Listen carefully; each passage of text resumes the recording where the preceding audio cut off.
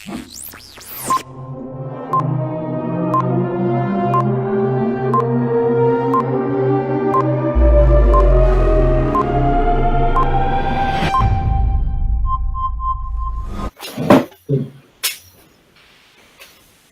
noite, minha gente, a todos.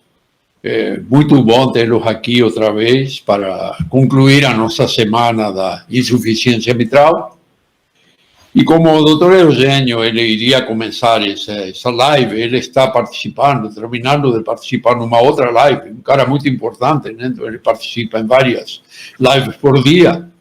Então nós vamos fazer uma entrada aqui, eu e meu amigo doutor Dejair, que está aqui ao meu lado, e vamos fazer uma entrada, uma pequena introdução, então, sobre o tema da insuficiência mitral.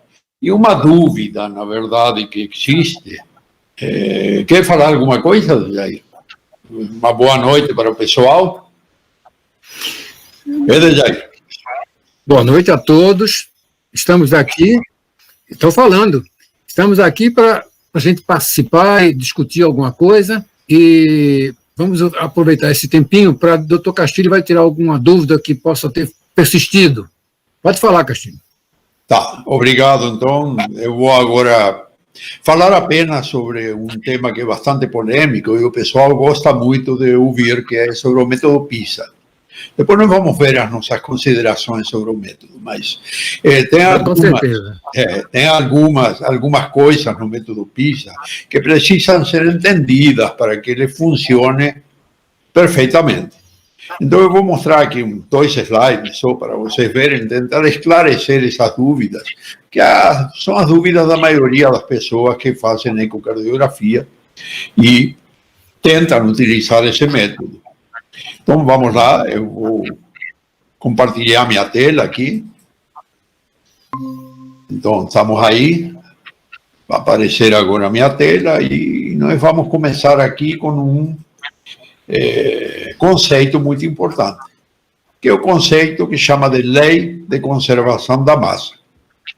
A Lei de Conservação da Massa diz, especificamente, que o fluxo ou o volume que passa por uma área de secção é o mesmo que passa por outra área de secção ao qual ele está conectado. Por exemplo, aqui no tubo, né, que apresenta uma região mais estreita e uma região mais grossa, o fluxo-volume que passa pela área mais estreita é o mesmo fluxo-volume que passa pela área mais larga. Há uma relação entre a área de secção e a velocidade com que ele passa. Quando eu diminuo a área de secção, como por exemplo aqui do lado esquerdo da figura, a velocidade aumenta. Quando ele passa para outra secção que tem uma área de secção maior, vocês vão ver que a velocidade diminui. Então, o volume total que passa pelos 2 segmentos é exatamente igual. Isso que postula a Lei de Conservação da Massa. No exemplo da direita, né, é um volume líquido que vai passar por uma área de secção e ele vai levar um tempo para passar por essa área de secção. E esse é o conceito de fluxo volumétrico. Se eu quiser calcular o volume que passa por uma área de secção, eu tenho que multiplicar a área dessa área de secção pelo tempo que leva, ou pela velocidade, que na verdade é a função entre duração e deslocamento, que leva esse volume para passar por essa área transversal. Então, isso é fundamental e isso ocorre em todas as cavidades cardíacas. O que entra pela mitral é o mesmo volume que sai pela aorta, desde que não haja, claro, uma insuficiência mitral. O que entra pela pulmonar, o que sai pela pulmonar é o mesmo que entra no átrio esquerdo e sai pela aorta, depois pelo ventrículo esquerdo. Essa é a Lei de Conservação da Massa. E essa é a lei que rege todos os cálculos que nós fazemos com relação a tanto a equação de continuidade como o método PISA. Então, vamos lá. Volume é igual à área de secção vezes a integral da velocidade, que nós já conhecemos quando utilizamos para fazer equação de continuidade, por exemplo, e fluxo, em mililitros por segundo, a área de secção pela velocidade máxima que passa através daquela área de secção. Não é a integral, é a velocidade máxima. Os dois são equivalentes, os dois manifestam a Lei de Conservação da Massa. Então, vamos lá. Ontem nós falamos do método PISA. O método PISA, ele usa a convergência do fluxo, que é a aceleração gradativa da velocidade à medida que se aproxima do orifício estreito, ou seja, estenótico regurgitante, aqui no caso uma estenose mitral. Essa convergência do fluxo acelera, e essa velocidade é igual em todos os pontos que ficam na mesma distância do orifício, ou seja, a mesma distância radial. De aí que vem o negócio de isovelocidade, a mesma velocidade no mesmo raio, na mesma distância radial. Então, nós vemos aqui no esquema da direita que, quando nós utilizamos o Doppler em cores e nós abaixamos a nossa velocidade ou a nossa escala de cor, nós criamos aliasing, ou seja, a inversão do fluxo. E utilizamos exatamente esse aliasing para conhecer a velocidade radial com que passa o fluxo numa área de convergência. Muito bem, e o que é a área de convergência? Então vamos tentar esclarecer isso aí. Nós sabemos que a esfera, quando queremos calcular a área da esfera, ou seja, a parte externa da esfera, toda a área, nós multiplicamos 4π pelo raio ao quadrado. Nós estamos vendo uma área de convergência que é metade de uma esfera, uma hemisfera. Então, o cálculo da área da hemisfera é igual a 2π raio ao quadrado. Daí vem aquela primeira parte da nossa equação da continuidade. É a área dessa área que fica a uma distância radial igual com relação ao orifício regurgitante. Muito bem, vamos usar esse conceito para tentar explicar o método PISA um pouco melhor.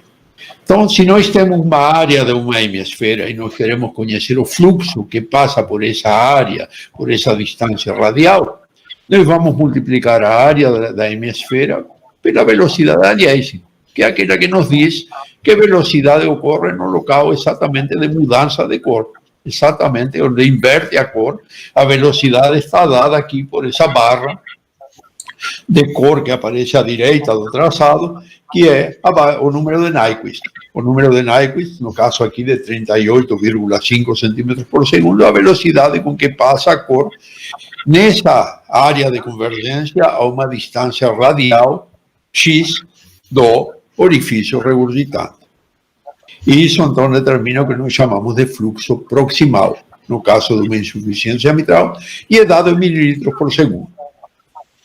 Como, pela lei de conservação da massa, a área do orifício regurgitante, que nós vemos em tridimensional, uma área de um orifício regurgitante, multiplicada pela velocidade máxima que passa pela regurgitação, vai me determinar o fluxo distal em metros por segundo. Pela lei de conservação da massa, o fluxo proximal é igual ao fluxo distal. Ou seja, o que passa pela área de convergência é o mesmo que passa pelo orifício regurgitante. Ora, aí eu uso uma regra de 3. Eu conheço a área de convergência, eu conheço a velocidade de aliasing e eu conheço a velocidade máxima do refluxo, mas não conheço o orifício regurgitante. Então eu faço exatamente igual que numa equação de continuidade. O orifício regurgitante vai ser igual a área do orifício regurgitante multiplicado pela aliasing e dividido pela velocidade máxima da regurgitação. Esse é todo o segredo do método PISA. Portanto, podemos dizer que o método PISA é, então, uma equação de continuidade, que ele compara uma área vezes uma velocidade igual a outra área vezes outra velocidade. Ou seja, a área do orifício é igual à área da convergência vezes o aliasing dividido pela velocidade máxima do refluxo. Queres acrescentar alguma coisa, Jair, com relação a isso? Agora você sabendo a área do orifício, se você multiplicar pela integral do refluxo, você vai ter o quê? O volume regurgitante. O volume regurgitante, exatamente. Exatamente. E funciona exatamente igual que calcular, por exemplo, o volume sistólico na aorta. Você calcula a área da via de saída e multiplica pela integral da via de saída e você vai ter o volume que passa pela aorta. Aqui você está multiplicando a área do orifício regurgitante pela integral da regurgitação e vai te fornecer, então, o volume regurgitante. Agora vamos tecer algumas considerações com relação a essa fórmula, né, de Jair, que ela é muito bonita do ponto de vista teórico, mas que na prática a aplicação dela é um pouco limitada, né? Gostaria que você desse uma opinião aí. Olha, na minha prática diária, eu não faço de rotina o PISA. O que eu observo é o que muitos colegas fazem também, colegas conhecidos que têm muita experiência, é verificar o raio do diâmetro da hemisféria. Quando ele é maior do que 10 milímetros, isso já por si só já significa que muito provavelmente o refluxo é importante. Agora, também tem outra forma prática, se você não quiser entrar na fórmula assim, total. É você pegar o raio da hemisfera, elevar ao quadrado e dividir por 2. Por exemplo, se você tiver um raio de 10 milímetros, elevado ao quadrado, quanto é? 100.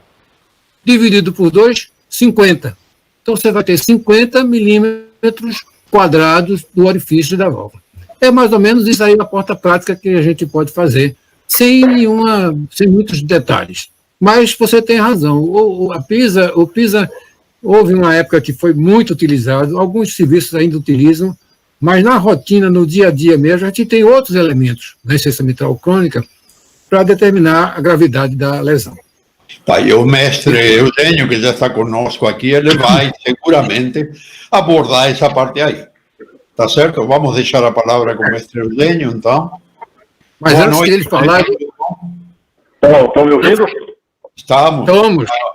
Antes que ele fale, que eu sei que ele vai falar, uma coisa que é o seguinte: se você tiver a possibilidade de ter um eco transesofágico tridimensional, como ele tem no serviço dele, como nós temos no ECOP, então a gente mede com mais tranquilidade a área anatômica com tridimensional eco transesofágico. Não é isso, Eugênio? Isso. Primeiro, eu queria dar boa noite a todos, agradecer a Castilho e a Jair. É uma honra estar com vocês, dois expoentes da ecocardiografia brasileira. Eu estar aí no meio de vocês já é uma responsabilidade muito grande. E queria pedir desculpas a todos pelo atraso. Coincidiram duas apresentações quase na mesma hora. E para que eu não me atrasasse mais nessa apresentação aí da ECOP, eu tive que pedir licença do outro serviço para poder sair mais cedo e vir para cá. E eu vou começar a minha apresentação. Eu não sei se... Eu não tô, deixa eu ver se eu consigo aqui mostrar o meu... Está aparecendo aqui o teu slide. Mas eu não estou vendo. Deixa eu ver. Está aparecendo. Está aparecendo? Sim. Pronto, então vamos lá. Está aparecendo. Ok. Então, coube a minha missão de falar para vocês sobre a seleção de pacientes para a reparação mitral percutânea. Eu queria lembrar, um pouquinho antes, embora de Castilho já tenham mencionado isso, mas é importantíssimo enfatizar novamente a complexidade do aparato valvar mitral. É um sistema composto de tecidos, comissuras, anel valvar, cordas tendinhas e músculos papilares, de modo que todas essas estruturas funcionam harmonicamente, conjunto, e todas elas compõem o que a gente chama aparato valvar mitral, de modo que a lesão isolada de um desses componentes ou do conjunto desses componentes provoca ou pode provocar insuficiência mitral. Em relação aos folhetos, é importante destacar, essa é uma visão que a gente tem na ecocardiografia tridimensional. A gente tem aqui os dois folhetos, o anterior e o posterior, com seus escálopos. O folheto anterior com os escálopos A1, A2, A3. Posterior também com seus escálopos, P1, P2 e P3. As comissuras e o anel valvar. É importante mencionar aqui, e a gente vai utilizar muito isso durante a exposição, as relações anatômicas das diversas estruturas, ou seja, a aorta sempre está na posição anterior. Essa é a visão do cirurgião. e a visão que a gente gosta de obter também na ecocardiografia tridimensional. Então, a aorta está aqui na posição anterior, como se fosse 12 horas. Eu estou escutando um ruído aqui no meu fone. Eu também Está estou incomodando. Acho que está atrapalhando um pouquinho, está incomodando. Posteriormente, ficaria a gente, como se fosse às 6 horas.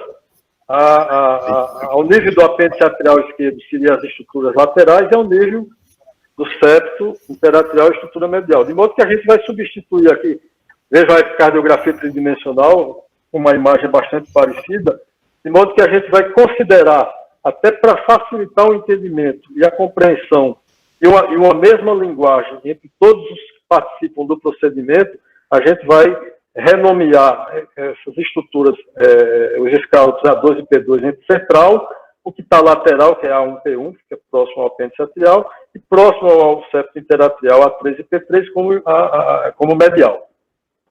Okay? O ecocardiograma na insuficiência mitral, isso já foi bastante abordado tanto por Castilho como por Djaí. Então temos que avaliar comissuras, cordoalhas, anel, músculo papilar, folhetos. Em relação aos folhetos, identificar a lesão nos seus diversos escalapes. Existem terminologias que a gente está utilizando cada vez mais, muita gente ainda não está entendendo o significado dessas terminologias e às vezes ligam para a gente perguntando alguma explicação. Então tem tethering, tem tenting, tem fleio, coisas que a gente não utilizava alguns anos atrás. Temos que avaliar semi-quantitativamente o grau da insuficiência mitral, medindo o ERO, seja pelo método de PISA, como na visão direta pela ecocardiografia tridimensional, como tão bem falaram Djaí e Castilho, volume regurgitante, fração regurgitante, vena contráctil, enfim, todos esses parâmetros que já foram largamente abordados nas aulas anteriores. É importante também avaliar a câmara receptora, que é o ato esquerdo, a câmara ejetora, o ventrículo esquerdo, a função do ventrículo esquerdo, a repercussão na árvore arterial pulmonar. E com tudo isso, a gente tem que utilizar o ecocardiograma nas suas diversas modalidades. E se tiver disponibilidade, um determinado serviço, a ecocardiografia transesofágica tridimensional, melhor ainda. De modo que, com recurso tecnológico moderno disponível hoje em dia, a gente pode ter essa visão, uma visão maravilhosa, uma visão privilegiada de todos os componentes da válvula mitral, em visão praticamente, aqui na visão do ato esquerdo, aqui na visão do ventrículo esquerdo. Então, torna-se, com esse tipo de tecnologia, muito mais fácil a identificação de uma eventual lesão. De modo que não se concebe hoje em dia um ecocardiograma, isso é um laudo fictício que eu mostrei, mas que existe por aí afora, não se concebe hoje em dia um laudo de ecocardiograma com a simplicidade, como está descrito aqui na conclusão, de insuficiência mitral importante. Para a tomada de decisão em relação a esse paciente, esse eco está totalmente ultrapassado, em face de todas essas dessa complexidade do aparato valvar mitral, como eu mencionei anteriormente. E qual é o papel do ecocardiograma na insuficiência mitral? São vários papéis, né? Definir se a insuficiência mitral é primária ou secundária, identificar a causa da insuficiência mitral, estimar a gravidade e o prognóstico da insuficiência mitral, ajudar na escolha da melhor técnica cirúrgica, nos casos em que o tratamento cirúrgico estiver indicado. Ou seja, é o eco quem vai dizer se o caso é elegível para plastia cirúrgica ou se não serve para plastia e tem que ser diretamente para a troca valvar. Auxiliar no tratamento cirúrgico, nos casos de plastia mitral. Não se concebe hoje em dia cirurgia reparadora da válvula mitral sem ecocardiografia transesofágica na sala. Indicar e auxiliar no tratamento percutâneo. E avaliar o resultado de todos os procedimentos. De modo que o nosso objetivo é focar nesse item 6. Indicar e auxiliar no tratamento percutâneo. Então, falando já diretamente do MitraClip, que é o primeiro sistema comercialmente disponível de reparo da válvula mitral por via percutânea, foi desenvolvido por esse laboratório, a Evalve, em 1999, depois esse laboratório foi comprado pela Abbott, e ele é baseado no conceito da cirurgia do professor italiano Ottavio Alfieri. Vejam aqui a técnica de Alfieri, que consistia numa aplicatura central, ou seja, entre A2 e P2, criando um duplo orifício. E aqui o que temos hoje por via percutânea, um exemplo aqui na visão atrial e na visão ventricular de um clipe central, ou seja, clipando aqui os segmentos A2 e P2, ou segmento central, criando esse duplo orifício. E aqui uma visão também do clipe, gerando, na visão transgástrica, gerando aqui o duplo orifício, um clipe aqui quase central. De modo que o MitraClip, o primeiro implante do sucesso, ocorreu em 2003, em Caracas, num homem de 56 anos, portador de insuficiência mitral de causa degenerativa. Ele tinha um prolapso. Esse procedimento está aprovado para comercialização em mais de 90 países. Mais de 80 mil pacientes no mundo já receberam implante de MitraClip. O Brasil, agora em março, ultrapassou cerca de 400 pacientes. E aqui em Pernambuco, especificamente em Recife, nós temos cerca de 40 pacientes tratados. Todas as agências reguladoras no mundo já aprovaram. Temos aqui o CME, o CE-Mark, que aprovou tanto para a insuficiência mitral primária como secundária desde 2008, o FDA americano para a insuficiência mitral primária desde 2013 e para a insuficiência mitral secundária desde 2009, e aqui no Brasil a Anvisa aprovou o procedimento para a insuficiência mitral primária e secundária desde 2015. Então a pergunta que vem agora, como selecionar o paciente para o tratamento percutâneo da insuficiência mitral? Antes de tudo, é bom relembrar, como o Jair já mostrou, como o Castilho também já mostrou, a classificação atualizada da insuficiência mitral, essa classificação do grupo do professor Carpentier, publicada em 2010, serve de referência praticamente para todos os guidelines de doença valvar. Então, nós temos aqui 4 principais tipos. Eu vou me deter só esses tipos, porque já existe uma classificação que ampliou mais essa classificação. Então, temos o tipo 1, em que a mobilidade dos folhetos é normal. Um exemplo disso é uma perfuração, geralmente em decorrência de endocardite. O tipo 2, em que há um movimento excessivo de componentes dos folhetos da válvula mitral, como o exemplo disso é prolapso, ruptura de cordoalha. O tipo 3 é dividido em tipo 3A, quando há restrição de mobilidade tanto na sístole como na diástole. O exemplo dessa condição é a doença reumática. E o tipo 3D, que é um exemplo de insuficiência mitral funcional em que ocorre disfunção miocárdica provocando a insuficiência mitral funcional. De modo que, para o procedimento percutâneo, a gente de cara já vai eliminar esses 2 tipos aqui que não servem para o procedimento, restando esses 2 aqui que são os casos, o tipo 2, em que há movimento excessivo dos folhetos, fleio, ruptura de cordoalha, etc., e o tipo 3D, a insuficiência mitral secundária, seja por doença isquêmica, seja por miocardiopatia do ataque. Aqui é um exemplo da insuficiência mitral, de uma insuficiência mitral primária, em que há excesso de movimentação, ou seja, o tipo 2, vejam aqui um fleio do folheto posterior por ruptura de cordoalha, provocando esse refluxo de grau importante. E para o tratamento percutâneo desse tipo de situação, já foi demonstrado os benefícios desse tratamento com o estudo Everest, um estudo publicado em 2011, tanto é que, a partir de 2017, já foi colocado nos guidelines de doença valvar a alternativa do tratamento percutâneo para esses pacientes que têm insuficiência mitral primária, desde que o tratamento cirúrgico seja contraindicado ou proibitivo. E para a insuficiência mitral funcional, a gente tem aqui um trial que praticamente selou o destino desses pacientes a favor do procedimento, que é o COAPT Trial. Ele separou dois braços, um que era para esse paciente com insuficiência mitral funcional. Então, um grupo que foi submetido ao procedimento mais o tratamento clínico otimizado e o outro grupo somente com tratamento clínico. Vejam que os pacientes que receberam o device se beneficiaram muito em relação à redução de sintomas, aumento de sobrevida e a redução, principalmente, da quantidade de internações hospitalares. E o grande calo, para mim,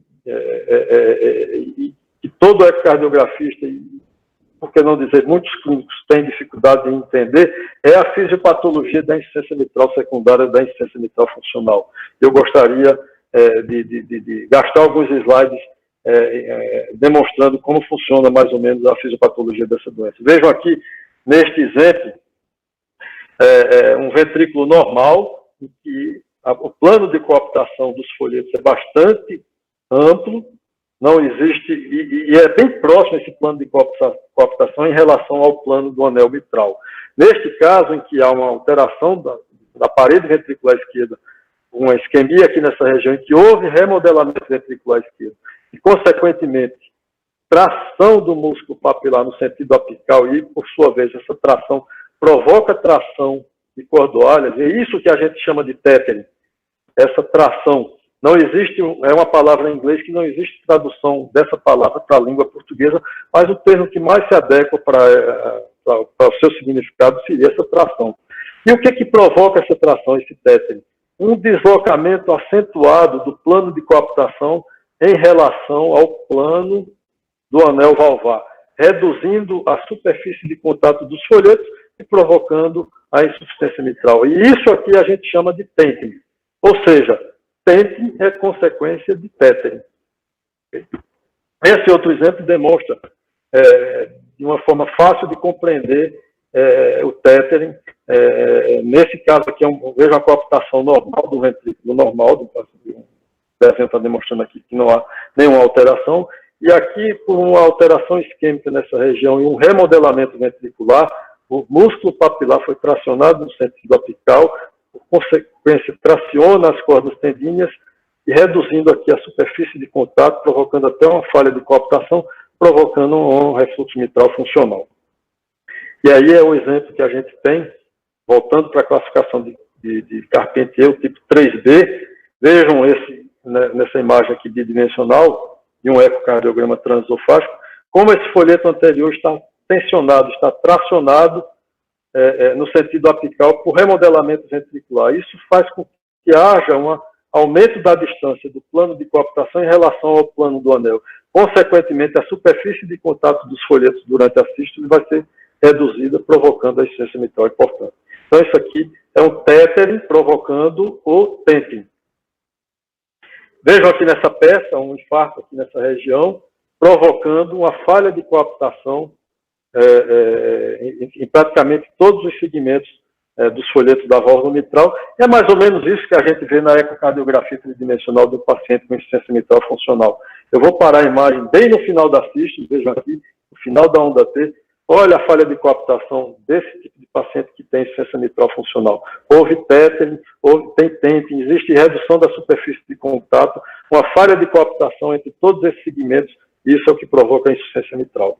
E a ecocardiografia tridimensional, o Castilho já mostrou bem isso ontem, é fundamental, com mapeamento de fluxo a cores, para demonstrar que o refluxo ele tem um formato oblíquo praticamente, e ele ocupa praticamente a extensão de todos os escálopes, tanto do folheto anterior como do folheto posterior. E a gente pode utilizar a ecocardiografia tridimensional, com cortes tomográficos, para delimitar bem essa zona em que há o refluxo, que a vena contracta tridimensional, ela se estende de um lado a outro das comissuras, é uma característica da insuficiência mitral funcional, e a gente pode fazer a planimetria dessa região, e aí calcula a vena contracta tridimensional, que deu esse valor de 0,5. Na realidade, isso aqui corresponde à área de orifício regurgitante. A gente sabe que a área de orifício regurgitante acima de 0,4 cm² é considerada importante. Nesse caso aqui, vejam que superou essa marca. Eu faço um parêntese aqui, eu abro um parêntese aqui. Esse tipo de procedimento de corte tomográfico já é validado, já existem diversas publicações a respeito dessa tecnologia. Eu abro um parêntese aqui, eu não vou me deter nesse diagrama, porque já foi muito bem demonstrado nas aulas anteriores, mas eu abro um parêntese aqui para enfatizar mais uma vez a importância da medida da área do orifício regurgitante como um dos principais fatores de quantificação do grau de insuficiência mitral. E é tão importante a medida desse ERO, inúmeras publicações já referendaram isso, e talvez a mais importante delas já é um trabalho relativamente antigo, de 2005, provocado pelo Dr. Henrique Sarano, da Mayo Clinic, e ele determinou que pacientes que têm a área do orifício regurgitante mitral acima de 0,4, em comparação com os pacientes que têm ERO menor do que 0,2, ou seja, insuficiência mitral leve, esses pacientes têm uma sobrevida muito menor em relação aos pacientes que têm um ERO menor, e uma taxa de eventos cardíacos, principalmente morte, bem superior aos pacientes que têm insuficiência mitral importante. Portanto, chegou-se à conclusão que a área do orifício regurgitante acima de 0,4 cm² ou 40 mm² significa, é critério não só de quantificação de gravidade, mas também serve para prognosticar a insuficiência mitral. E, entrando aqui já no outro conceito da insuficiência mitral funcional, um trabalho publicado recentemente, há 2 anos, em 2018, no JACC, demonstrando um novo conceito de insuficiência mitral proporcional e insuficiência mitral desproporcional. Isso serve basicamente para demonstrar a diferença entre 2 grandes trials que avaliaram o tratamento percutâneo da insuficiência mitral. E foi o COAPT, que eu falei, foi o COAPT, que eu falei anteriormente, que demonstrou sucesso do procedimento, mas existe um outro trial, chama-se MITRE-FI, que é um trabalho francês, que teve um desenho muito parecido com o COAPT, só que com resultados muito ruins em relação ao COAPT.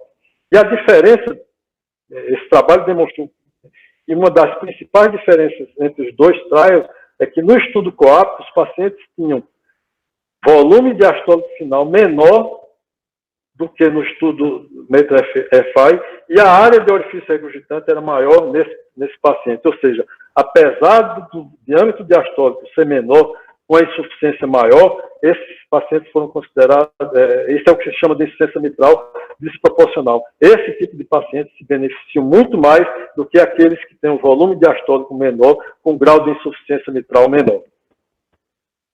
E esse outro trabalho aqui publicado pelo Dr. Felipe Tibarot, comparando também os 2 trabalhos, o MITRE-FI e o COAPT, simplesmente ele chegou à conclusão por que um deu certo e o outro deu errado.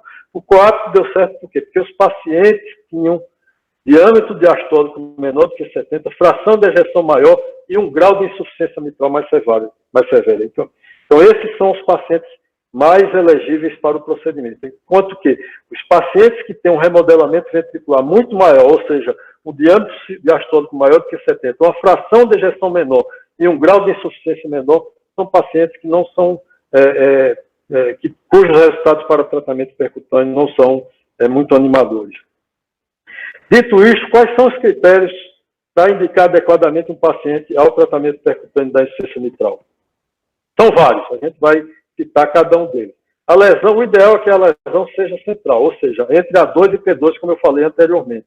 Vejam aqui, essa é uma das posições que mais se usa na avaliação dos pacientes. Esses pacientes têm que ser submetidos a ecocardiograma transesofágico. O paciente que vai ser indicado MitraClip tem que passar por um eco transesofágico. Não adianta só eco transtorácico. Então, essa visão intercomissural é muito importante, porque como a gente está vendo aqui nesse esquema, a janela ultrassônica está passando praticamente de um lado a outro da comissura.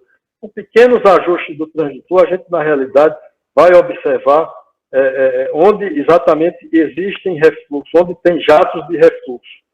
E aqui a gente já substitui essa terminologia.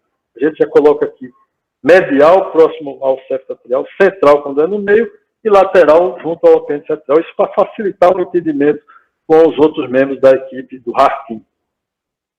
Esse é um exemplo de um refluxo mitral central, na posição comissural. Vejam que é bem central mesmo.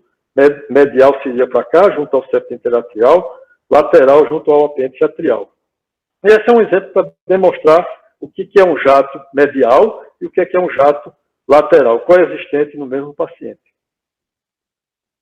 E por que o ideal é que a lesão seja central, ou seja, entre A2 e P2?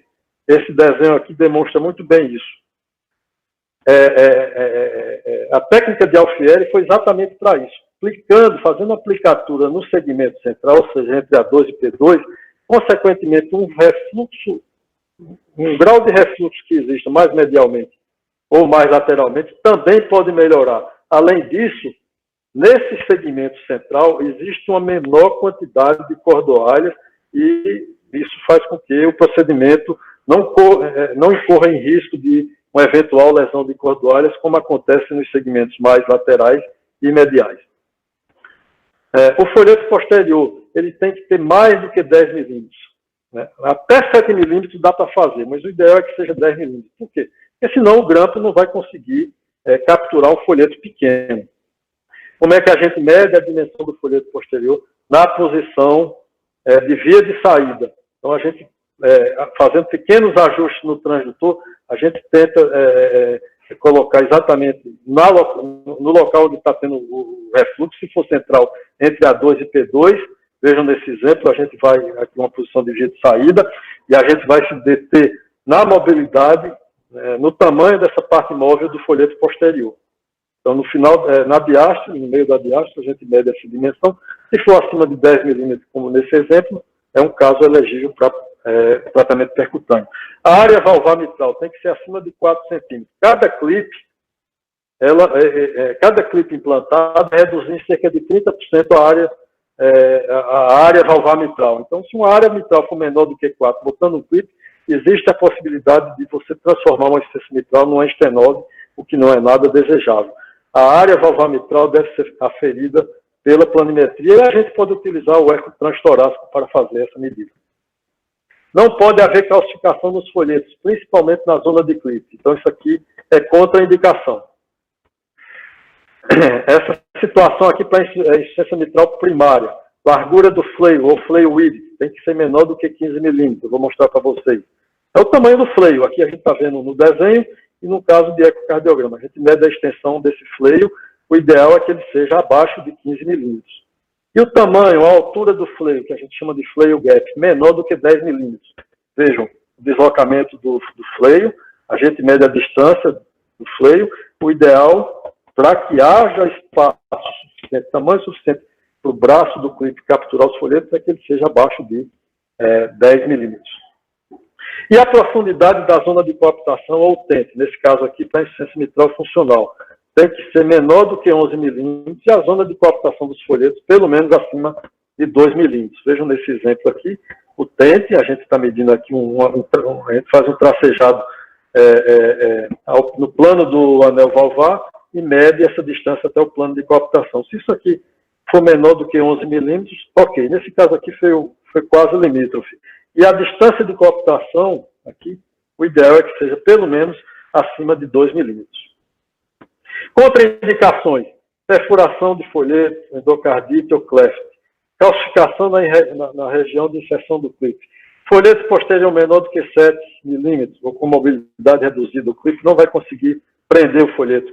Área valvar menor do que 3, como eu falei anteriormente, vai provocar uma estenose mitral, ou um gradiente maior, um gradiente médio maior do que 5. Doença de Barlow com acometimento de múltiplos segmentos, está contraindicado, os folhetos são friáveis, um clipe pode lacerar os folhetos. Falha de coaptação com distância entre os folhetos maior do que 2 milímetros também, o clipe não vai conseguir alcançar os folhetos. E doença reumática, com restrição de mobilidade, você tem grande chance de transformar uma insuficiência numa estenose. Vejam aqui um exemplo de contraindicação, quando há perfuração de folheto. Vejam aqui uma perfuração, um jato nessa região de perfuração, geralmente é secundária à endocardite. Existe um outro jato aqui no plano de coaptação. Portanto, isso aqui é uma situação contraindicada. Cleft, vejam a fenda aqui no folheto anterior. Geralmente é associado com doença do septo atrioventricular, mas existem casos raros em que ele pode apresentar-se isoladamente. Mas isso é uma situação que está contraindicada. Quando o folheto posterior é pequeno, ou quando tem cálcio na zona de inserção dos folhetos, ou quando a mobilidade do folheto posterior é reduzida, também é contraindicação. Veja um folheto posterior aqui pequenininho, menor do que 7 ou menor do que 10. Nessa situação também, em que a degeneração mixomatosa, que já é difícil, como o Djaí comentou, para tratar, para fazer plastia cirúrgica, imagine para tratamento percutâneo. Então, essa é uma situação contraindicada. Falha de coaptação importante, vejam, isso aqui, os braços do clipe não vão conseguir atingir os folhetos para capturá-lo. Vejam a imagem tridimensional desse paciente, não há praticamente nenhum tipo de coaptação desses folhetos. É importante, então, durante a avaliação ecocardiográfica da insuficiência mitral, em se pensando, tratar-se de um caso elegível para tratamento percutâneo, avaliar o septo atrial, porque é o local onde vai ser realizada a punção. Lembro a vocês, o procedimento é totalmente guiado pelo ecocardiograma, então a avaliação do septo é fundamental. E o local da perfuração deve ser posterior em relação à aorta, aqui no eixo curto, então deve ser posterior, e superior em relação ao plano bicaval, ou seja, a gente se afasta da via cava inferior. Vejam aqui um local onde está sendo criada uma tenda para perfurar o septo na posição bicaval, tem que ser ou no meio ou um pouquinho voltado para a região superior, a gente se baseia pela via cava superior aqui, e no eixo curto, se distanciar da horta, ou seja, mais posterior em relação à horta. Veja aqui a tenda sendo formada. De modo que quando a tenda está no local adequado, a gente vai para 0 grau, posição de 4 câmaras, a gente vê aqui a tenda sendo formada no local da punção, a gente mede essa distância da tenda em relação ao plano de coaptação dos folhetos, ao plano do anel. Essa distância aqui deve ser pelo menos acima de 4 centímetros. Isso é para facilitar a mobilidade do sistema que vai ser introduzido, para manusear o dispositivo. Então é fundamental essa medida. Vejam, no mesmo paciente, uma situação que complica bastante o procedimento. 3 coisas coexistindo, 3 situações que dificultam coexistindo no mesmo paciente. A hipertrofia lipomatosa, aneurisma do septo interatrial e um forame oval pévio. Obviamente que nem sempre isso acontece no mesmo paciente, mas não que isso seja contraindicado, mas é preciso que o ecocardiografista informe sobre as condições do septo interatrial para a equipe já ir preparada para tentar ultrapassar essa dificuldade. E agora eu vou mostrar um exemplo de tratamento percutâneo de uma insuficiência mitral secundária realizada aqui em Recife. Essa é uma insuficiência de um paciente com insuficiência mitral funcional grave, doente muito sintomático, com tratamento clínico otimizado, vivia internado. A gente faz aqui o ERO pelo 3D, e o ERO demonstrou aqui uma vena contrátil tridimensional ou um ERO, 0,38, portanto a insuficiência mitral moderada é importante. Veja aqui, já tendo feito a análise do septo interatrial, a gente já está fazendo aqui a punção do septo. Todo o procedimento é guiado, repito, pelo ecocardiograma, pouca radiação, o paciente recebe muito pouca irradiação, e a equipe também que está na sala. E vejam aqui já o sistema, uma bainha de 24 frentes, é uma bainha grossa, na visão tridimensional e na visão bidimensional, já perfurando ou já passando pelo septo interatrial, já na posição adequada. Aqui vocês vão ver o clipe passando pela bainha, vai chegar aqui, olha o clipe entrando pela bainha. E os ajustes realizados pela ecocardiografia tridimensional, em que o operador do sistema, ele está mexendo aqui o clipe, fazendo um shake para posicioná-lo, ele está meio lateral, para posicioná-lo, deixá-lo de forma mais, na região mais central, e de forma que os braços fiquem perpendiculares ao plano de coaptação dos folhetos. Aqui já é o clipe no ventrículo esquerdo, com os braços abertos, se preparando para capturar os folhetos. Vejam que os folhetos estão praticamente sobre os braços do clipe. E aqui, o clipe capturando os folhetos. Vejam que os folhetos, existe uma redução significativa da mobilidade dos folhetos, indicando que eles foram capturados. Vejam que nesse caso, o clipe está aqui no meio, na região central, mas a gente vê aqui que ficou um refluxo lateral. Isso sempre é avaliado pela equipe que está lá presente. Se vale a pena reposicionar o clipe, a gente pode tirar o clipe e reposicionar no outro lugar, ou a gente pode colocar um segundo clipe. Antes de colocar um segundo clipe, que foi decidido para esse paciente, a gente checa o gradiente médio não pode ficar acima de 5, nesse caso aqui, o gradiente médio bem favorável, e aí a gente já faz a introdução do segundo clipe, e aqui a gente está utilizando o segundo clipe se aproximando aqui da zona do refluxo, para a gente posicioná-lo adequadamente. E vejam o segundo clipe capturando os folhetos, os grampos vão abrir aqui, vocês vão ver o grampo, fechou, e os braços do clipe sobem para clipar os folhetos. Observem novamente, o clipe pegou os folhetos e os braços sobem. E vejam o resultado final, refluxo residual mínimo. Vejam aqui, praticamente um resultado bastante satisfatório. E o duplo orifício resultante, a semelhança do que propôs o Dr. Alfieri na sua técnica cirúrgica. Aqui a hemodinâmica mostrando os dois clipes, parecem duas moscas aqui paralelas. E eu já estou terminando, mas eu gostaria de mostrar o exemplo de um tratamento percutâneo de uma insuficiência mitral primária, desse paciente aqui que tem aquela classificação tipo 2 de Carpentier, ou seja, um excesso de mobilidade do folheto anterior aqui por uma ruptura de cordoária, provocando esse refluxo importante, esse jato excêntrico. Vejam aqui que na imagem tridimensional é muito mais fácil da gente identificar o local exato da lesão. Percebam aqui, vou parar a imagem, tem duas cordoalhas rotas aqui do segmento A2. E aí todos aqueles parâmetros são checados, tamanho do fleio, menor do que 15, aqui deu 13. Fleio gap menor do que 10, aqui deu 2. Folheto posterior maior do que 10 milímetros, está adequado. Uma área valvar maior do que 4, está ótimo. Então, todos os parâmetros foram checados e considerados adequados para o procedimento. E aí já é o clipe, o primeiro clipe sendo posicionado para capturar os folhetos. Vejam que depois da captura, persistiu aqui um jato residual lateral ainda significativo. Então, a equipe decide colocar um segundo clipe. Obviamente que antes de colocar o segundo clipe, a gente faz uma checagem do gradiente, o gradiente médio está bom. E aqui já é colocando o segundo clipe sendo posicionado para capturar. E vejam que o resultado final ficou muito bom, um refluxo residual bastante discreto. E um dos parâmetros que a gente utiliza para avaliar o resultado é comparar o fluxo reverso na veia pulmonar antes do procedimento e depois do procedimento praticamente deixou de existir refluxo reverso na veia pulmonar. E o duplo orifício regurgitante, vejam os dois clipes centrais, um ao lado do outro. O duplo orifício resultante, aqui na visão do átrio esquerdo e aqui na visão do ventrículo esquerdo. Portanto, para terminar, repito, é importantíssimo para um ecocardiografista que vai avaliar um paciente que foi indicado para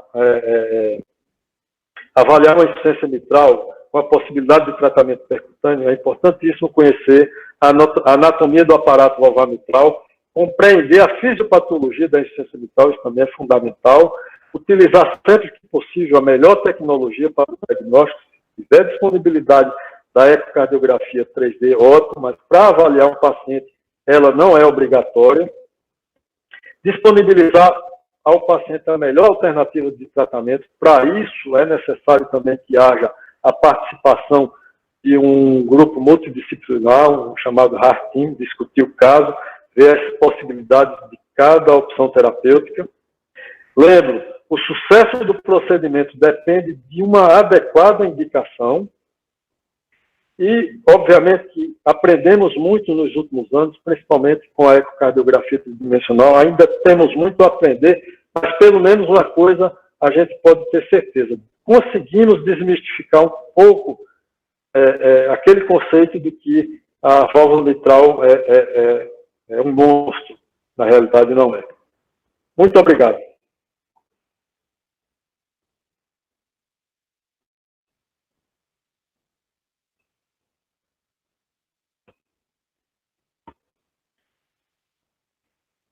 Eu não estou ouvindo, Castilho.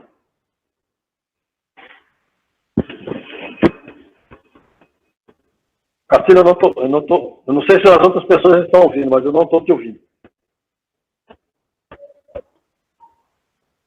Pronto, agora está ouvindo? Agora esqueci de apertar o botão aqui, agora apertei. Então, parabéns, Eugênio, excelente apresentação, muito clara, eu acho que tira muitas dúvidas, e nesse interim que você estava falando, começaram a chegar algumas perguntas, que são bastante interessantes. Tem uma pergunta aqui que vai ser, eu vou dirigir, vou funcionar assim como uma espécie de moderador, né? Vamos ver aqui, pela ordem. A primeira pergunta não é muito com relação à MitraClip, mas diz assim, de uma colega nossa, na regurgitação mitral, sabe-se que há um aumento da precarga, com variação do volume a cada batimento cardíaco. Então, a fração de ejeção pode estar superestimada em muitas ocasiões. Considerando tal fato, o estresse cardíaco não constituiria um critério de elegibilidade para indicação do procedimento cirúrgico? Essa pergunta eu jogo para nós três. na verdade. Na realidade, foi o que vocês comentaram ontem, né? Já Isso. existem trabalhos, você mencionou muito bem, que demonstram a importância do strain na avaliação de pacientes. Mas nesse caso aí, não é para indicação de tratamento percutâneo. A indicação de tratamento, você avalia o paciente para tratamento percutâneo com todos esses parâmetros que eu mencionei. O strain para esses casos é apenas para estimar a disfunção miocárdica. Isso. A pergunta é sobre o procedimento cirúrgico, na verdade. A pergunta se constitui um critério de elegibilidade para a indicação de um procedimento cirúrgico. A rigor existe. Diga. Não, o ideal para tratamento de insuficiência mitral, por exemplo, a insuficiência mitral primária, é não chegar à fase de sintomas. Ou seja, não chegar ao ponto de haver disfunção miocárdica. Essa é a situação ideal. Quando há disfunção miocárdica associada, a gente sabe que, e esses pacientes têm insuficiência mitral, o prognóstico desses pacientes é muito mais reservado. E o risco cirúrgico, por conseguinte, também é muito mais complicado, é muito mais elevado. Então, para esses casos, trata-se, portanto, de uma insuficiência mitral funcional ou uma insuficiência mitral que era primária e se tornou funcional. Então, desde que tenha outros parâmetros elegíveis para a indicação do procedimento, ele pode ser indicado tranquilamente. Posso dar uma opinião? Claro. Sim? Olha, eu acho que a pergunta da doutora foi em relação com a insuficiência mitral tem uma pré-carga aumentada, mais uma pós-carga baixa.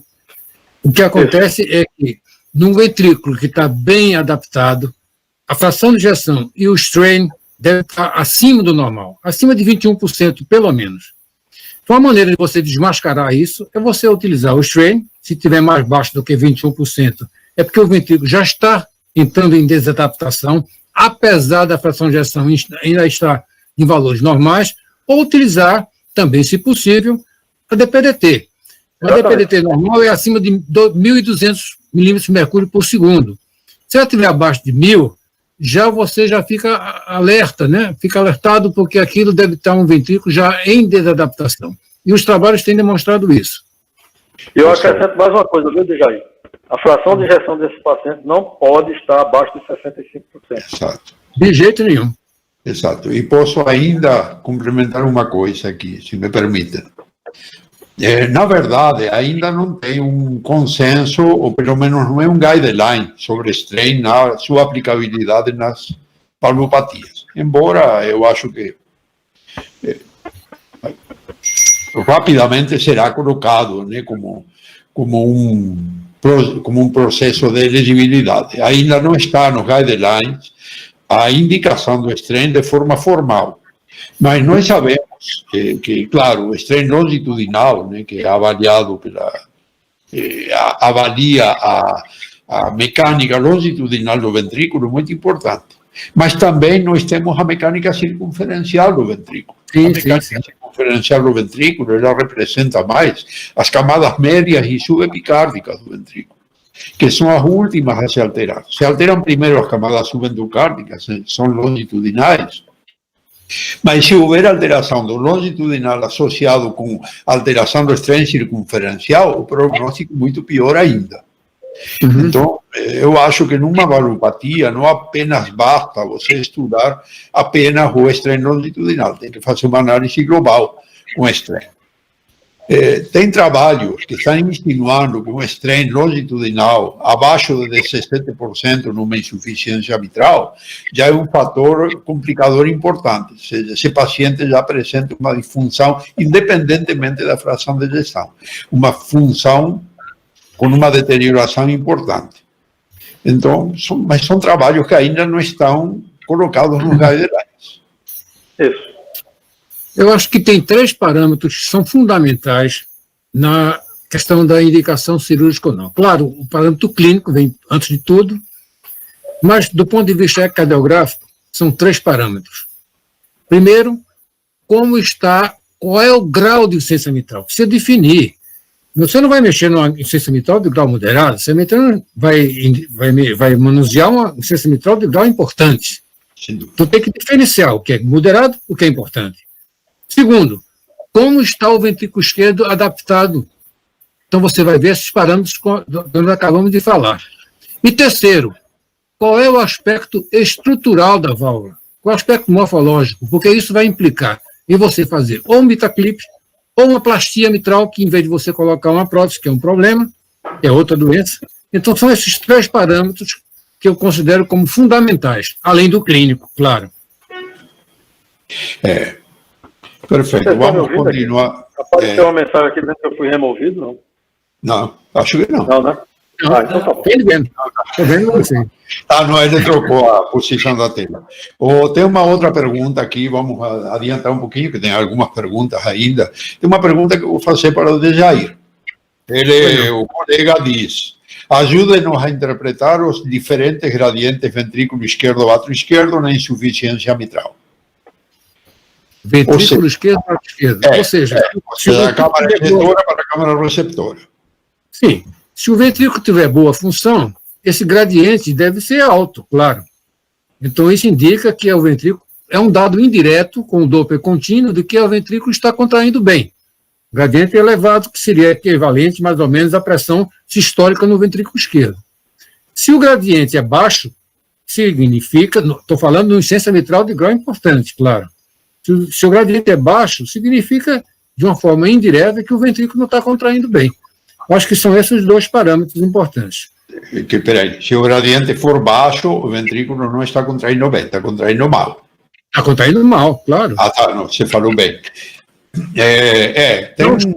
Não está contraindo bem. Desculpe. Tem um número aí que está no guideline de 2017 que diz que uma velocidade de refluxo inferior a 4 metros por segundo já indica uma disfunção ventricular esquerda significativa. Então, realmente, sim, o gradiente transvalvar mitral. Tem outro fato ainda muito importante que tem que levar em consideração, que é o aumento da pré-carga. Se o paciente tiver um grande aumento da pressão atrial, por outros motivos, né, ele pode ter uma rigidez atrial, alguma coisa que aumente a pressão atrial esquerda, ele vai abaixar o gradiente também ventrículo, do ventrículo para o átrio. Não necessariamente por disfunção ventricular esquerda, sino por aumento atrial. Né? Mas realmente, o que você acha, Eugênio? Esse gradiente ventrículo arterial realmente ele tem a ver com, na verdade, a função ventricular esquerda. Claro. O ponto de corte de 4 equivale a quanto? A 100 milímetros de mercúrio. Pela 64. 64. Não, de 4 a 64. Então está bem abaixo da pressão dentro do ventrículo esquerdo. Posso passar a próxima pergunta? Pode. E esta aqui vai para Eugênio. O colega pergunta: além da retração do músculo papilar, a dilatação do anel também é causa de insuficiência mitral funcional? Eugênio parece que ficou fora um pouquinho, então vamos responder essa pergunta, né, de Jair. Além da retração do músculo papilar, a dilatação do anel também é causa de insuficiência mitral funcional? Sim. Sim, claro. Sim. É o tipo 1 da classificação de Carpentier. Né? O tipo 1, que é mobilidade normal com insuficiência mitral por dilatação do anel.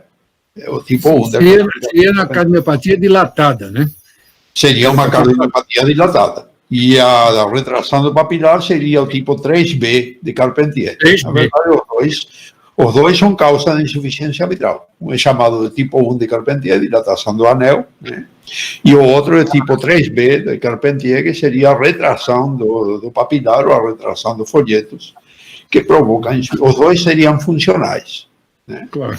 Cria um pouquinho de confusão esse termo funcional, mas tanto o tipo 1 como o tipo 3B também são conhecidos como insuficiências funcionais. Ou secundária. Ou secundária. E vamos para a última pergunta. E essa vai para você. Eu desejo. A colega pergunta: como colocar no laudo essa nomenclatura e a descrição da insuficiência mitral? Aquela nomenclatura ela se refere ao tethering, ao stenting, né? A classificação do Carpentier? É a classificação do Carpentier? Escutou a pergunta? Eu vou lhe passar aí, essa é para você mesmo. Como a colega pergunta, como colocar no Está me ouvindo ainda? Estou sim. Está me ouvindo aí? Tá. Eu queria só complementar, essa pergunta, que existe uma outra situação em que há exclusivamente dilatação do anel e que tem insuficiência mitral funcional sem dilatação ou sem remodelamento ventricular. Que é na insuficiência mitral provocada pela fibrilação atrial crônica, em que o átrio esquerdo dilata muito, e o principal mecanismo da insuficiência mitral funcional nesse caso é por dilatação do anel. Nesses casos não existe TENTEM nem existe TETEM. Claro. Bem lembrado. Essa seria a pergunta com relação à retração do papilar e dilatação do anel, né? Isso. E a próxima pergunta da colega é a seguinte: como colocar no laudo essa nomenclatura, né, TETEM, INTENTEM, etc., e a descrição da insuficiência mitral? Como que você traduziria isso para o clínico que pediu o exame? Eu acho, posso dar uma opinião? Claro. Eu acho que, olha, todo exame tem que ser bem descritivo. Eu gosto de colocar essas observações, esses dados, nas observações. Porque aí o colega vai ver as observações, vai ver o local onde está descrita a válvula mitral, e na conclusão, se eu for botar... Eu não coloco normalmente esse tipo de classificação, não. Não sei se Eugênio e você coloca, mas eu não coloco. Eu coloco, Jair, principalmente quando eu estou avaliando insuficiência mitral funcional, que a gente vai ter que dizer qual é o mecanismo da insuficiência mitral, e a medida do tempo é uma medida muito fácil. Se existe TENTEM, é porque tem TETEM. Então, a medida do TETEM, você pode deixar ali no eco transtorácico, na posição paraesternal longitudinal, quando os folhetos se coaptam, você mede a distância dessa coaptação a uma linha imaginária que se refere ao plano do anel valvar. Se passou de 6, 7 minutos, tem TETEM. Se tem TETEM, tem TETEM. Então, o que é que eu descrevo? Sinais, insuficiência mitral funcional, com sinais de TETEM e apresentando TETEM de tantos milímetros. E aí descrevo os outros parâmetros do ventrículo, do átrio, o grau do refluxo, etc. Na conclusão, o que ela perguntou foi na conclusão, eu não escrevo. E a conclusão, eu acho que é importante saber se é funcional ou é primária, e a intensidade da lesão. Como está o ventrículo, e nas observações é que eu coloco esses detalhes todos do ponto de vista estrutural. Porque senão vai ficar uma conclusão muito extensa. É a minha opinião. Isso é prático. Eu acho que todos nós fazemos isso, né? Você abre lá na descrição da válvula mitral, você abre um espaço para você colocar tudo isso. Eu faço assim também. Eu coloco o grau de insuficiência, o estado do ventrículo, se há insuficiência primária ou secundária, e se for um fato muito relevante, né? Um tétering muito importante por um deslizamento, uma válvula Fleire, eu coloco isso aí na conclusão, sim. Né? Dependendo da importância da patologia, o que está gerando aquela insuficiência mitral. Porque o que o médico quer saber, né? Ele não quer saber se o ventrículo direito está um pouco dilatado ou não, ele quer saber qual é o grau e como que está aquela válvula mitral, que é o diagnóstico clínico que ele fez e aquilo que você tem que responder. Eu acho que o laudo tem que ser claro com relação a você responder para o médico clínico aquilo que ele perguntou ou aquilo que ele interrogou para o paciente dele. Né? Mas eu concordo com você, essa parte de detalhes eu coloco numa observação. Sim, tem muita gente que olha só a conclusão e não olha a observação, se coloca a vida e a observação em negrito e bem grande lá embaixo para ele olhar. Acho que os pontos principais têm que ser enfatizados, né? Tem que ser, sim, sem dúvida, não tenha dúvida. Tem mais alguma pergunta, produção? Acho que não tem mais nenhuma pergunta. Mas eu queria fazer uma pergunta para vocês. Posso? Pode. Lá vem as pegadinhas dele. Sem ser capciosa, pode. Não é pegadinha, não. Não é pegadinha, não. É uma coisa que deve ser bem alertada para os colegas, que é a seguinte: quais são os parâmetros que você avalia no paciente que tem insuficiência mitral com ventrículo ruim? A gente sabe que o ventrículo ruim vai alterar tudo que acontece na câmara receptora, né, e também na câmara ejetora. Aí eu pergunto a vocês, a área medida na câmara ejetora pelo fluxo convergente, ou seja, com o PISA, é sempre igual ou semelhante, pelo menos, à área anatômica medida pelo eco tridimensional? Sem dúvida que não. Uma coisa é a área de fluxo. Isso acontece também quando você mede com Doppler. Quando você mede com Doppler, você está medindo a área de fluxo, ou seja, a área efetiva da válvula. Quando você mede a área anatômica, você pode estar medindo uma área maior do que realmente é uma área efetiva. Mas a pergunta é assim, se o ventrículo estiver ruim, com a função ruim, isso vai alterar o cálculo da área pelo mestre de Pisa ou não? Tanto faz o ventrículo bom como o ventrículo ruim. Claro que altera. Tanto é que então, esse que a questão. Castilho já explicou muito bem ontem. E eu mostrei alguns exemplos hoje também. A insuficiência mitral funcional, ela tem um formato oblíquo. E o método de Pisa, por ser um método que usa raio de uma determinada curvatura, está assumindo que aquele refluxo é esférico. E na insuficiência mitral não é esférica, funcional. Então, você quase que, na maioria dos casos, se você se detiver a medida do grau do refluxo mitral de uma insuficiência mitral funcional pelo método de Pisa, você está subestimando, ou seja, você tem certeza visualmente que a insuficiência é importante quando você vai para o método de Pisa e dá uma área de um ero de 0,2, 0,1. Então, desconsidere isso aí. Deixa eu especificar melhor ainda. Insuficiência mitral primária. Insuficiência mitral primária. Em que você avaliou pelo ero a área do orifício 1 ano atrás, que tinha X. Agora o paciente volta com o ventrículo ruim. Essa área vai ser igual ou não? Vai ser menor. Pelo mesmo método. Vai ser menor, porque o método PISA, a velocidade de fluxo vai diminuir. É exatamente não, volume, isso. Uma coisa é velocidade, outra coisa é volume. É isso que eu quero chamar a atenção. Ele pode piorar a insuficiência, e seguramente piorou, mas com velocidade mais baixa. Sim, claro. Isso era uma mitral primária, né, Jair? Primária. Então, em outras palavras, a medição da área pelo método de Pisa num coração que está desadaptado não é uma medida fidedigna. Claro que não. Por isso que é difícil. Insuficiência mitral é um negócio muito difícil, não é muito fácil. Nós estaríamos todos discutindo aqui se fosse fácil, né?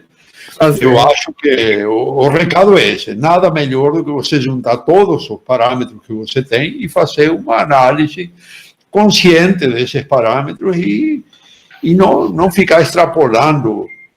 Claro. Muito, né? Eu acho que o olho e a experiência do operador é fundamental na análise de insuficiência mitral. Claro, né? Quando você vai indicar um MitraClip num paciente, você tem que fazer uma série de medidas, porque senão não vai dar certo. Mas para você quantificar uma insuficiência mitral, eu acho que o mais importante é aqui, o olho da gente, analisar isso aí, ver a análise subjetiva e juntar todos os trapos para você ter uma ideia melhor do conjunto. Né? Porque provavelmente vai haver uma discordância entre método PISA, área de convergência, área por planimetria, vai ser discordante, e é muito frequente isso ocorrer. Então, concluindo, né? Insuficiência mitral não é fácil, não é para amador. Insuficiência mitral é um negócio que tem que ter um treino, né? Ecocardiográfico e clínico, principalmente, para você poder manejar esse tipo de paciente. E a gente vamos encerrar, então. Vamos encerrar. Agradecer ao pessoal que está aí assistindo a gente, que está aguentando aqui até agora essa conversa, né? E na próxima semana nós vamos ter mais atualização ecocardiográfica, nós vamos abordar outro tema também bem polêmico, bem interessante, que é a doença arterial coronária. Nós vamos falar de um negócio que anda meio esquecido, mas que está voltando aí, saiu um guideline agora esse ano, que é o ecodestresse, físico, farmacológico, seja como se chama. Então, aguardo todos vocês até a próxima semana. Muito obrigado pela presença. Muito obrigado a vocês por terem compartilhado aqui com a gente. Eugênio, de Jair. E se vocês quiserem dar uma palavrinha final, fiquem à vontade. Só uma boa noite. Só uma boa noite a todos e a vocês também. Uma boa noite, um abraço forte. Boa noite. Obrigado a todos também. Uma boa noite e sempre com muita saúde para todo mundo. E ficar em casa, se possível, viu? Quem pode, fica em casa. Tá. Tchau, boa noite.